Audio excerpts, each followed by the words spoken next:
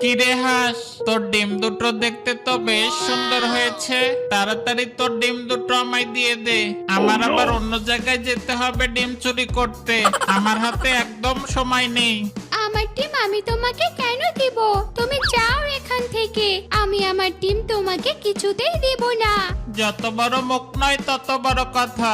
ডিম দিব না বললেই হলো। তুই ডিম না দেওয়ার কে? আমি তোর ডিম খাবোই খাবো। তোর সাহস থাকলে আমাকে আটকিয়ে দেখা।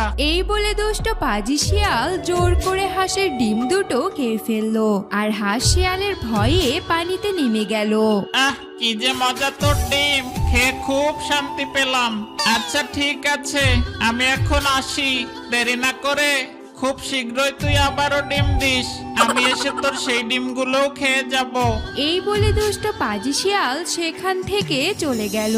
শিয়াল চলে যাওয়ার পর হাঁস বলল,